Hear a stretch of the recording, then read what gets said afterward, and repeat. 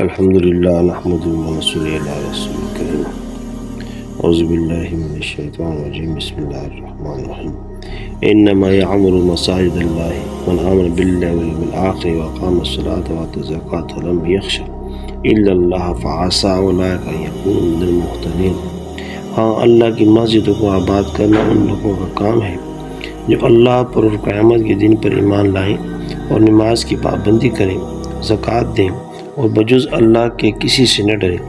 سو ایسے لوگوں کی نسبت توقع ہے کہ اپنے مقصود تک پہنچ جائیں گے۔ عمارت مساجد سے وہ جگہ مراد ہے ہمیشہ عبادت، ذکر الہی، علم دین اور قرآن کی تعلیم سے مسجدوں کو آباد رکھنا۔ حضرت ابو سعید خدری رضی اللہ عنہ راوی ہیں کہ رسول اللہ صلی اللہ علیہ وآلہ وسلم نے فرمایا، جب تم کسی کو دیکھو کہ وہ مسجد کا عادی بن گیا ہے، یعنی جب کام سے چھوٹتا ہے، مسجد کا رخ کرتا ہے، تو اس کے مومن ہونے کی شہادت دو، کیونکہ اللہ تعالیٰ نے فرمایا ہے انما یعمر مساجد اللہ من آمن باللہ والیوم الآخر۔ حضرت ابو ہریرہ رضی اللہ عنہ کی روایت ہے کہ رسول اللہ صلی اللہ علیہ وسلم نے فرمایا کہ جو شخص صبح یا شام مسجد کو جاتا ہے، جتنی مرتبہ بھی جائے، ہر مرتبہ جانے کے بدلے میں اس کے لیے جنت میں ایک مکان تیار کر دیتا ہے۔ حضرت ابو ہریرہ رضی اللہ عنہ راوی ہیں کہ رسول اللہ صلی اللہ علیہ وآلہ وسلم نے فرمایا،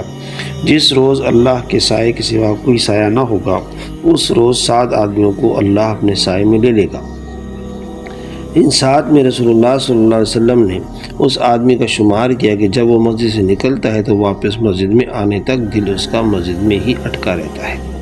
حضرت سلمان رضی اللہ عنہ راوی ہیں کہ رسول اللہ صلی اللہ علیہ وآلہ وسلم نے فرمایا، جو شخص گھر میں اچھی طرح وضو کرنے کے بعد مسجد کو جاتا ہے، وہ اللہ کی ملاقات کو آنے والا ہو جاتا ہے، اور میزبان پر حق ہے کہ اپنے مہمان کی عزت کرے۔ حضرت عمر بن محمود رحمۃ اللہ علیہ کا بیان ہے کہ رسول اللہ صلی اللہ علیہ وسلم کے صحابی فرماتے تھے، زمین پر مسجدیں اللہ کے گھر ہیں، جو ان مسجدوں میں اللہ کی ملاقات کو آئے، اللہ پر حق ہے کہ وہ ان کی عزت کرے۔ حدیث میں ہے کہ مسجدوں کو آباد کرنے والے اللہ والے ہیں۔ حدیث میں ہے کہ اللہ تعالیٰ ان مسجد والوں پر نظر ڈال کر اپنا عذاب پوری قوم پر سے ہٹا لیتا ہے۔ حدیث میں ہے کہ اللہ عز و جل فرماتے ہیں کہ مجھے اپنی عزت کی، اپنے جلال کی قسم کہ میں زمین والوں کو عذاب کرنا چاہتا ہوں، لیکن اپنے گھروں کے آباد کرنے والوں اور میرے لیے آپس میں محبت رکھنے والوں اور صبح سحری کے وقت استغفار کرنے والوں پر نظر ڈال کر اپنے عذاب کو ہٹا لیتا ہوں۔ ابن عساکر میں ہے کہ شیطان انسان کا بیڑیا ہے، جیسے بکریوں کا بیڑیا ہوتا ہے کہ وہ الگ تھلگ پڑی ہوئی ادھر ادھر کی بکری کو پکڑ کر لے جاتا ہے۔ بس تم پھوٹ اور اختلاف سے بچو، جماعت کو اور عوام کو، مسجدوں کو لازم پکڑ رہو۔ اللہ تعالیٰ مجھے مسجد اور نماز با جماعت کی توفیق عطا فرمائے۔ جزاک اللہ۔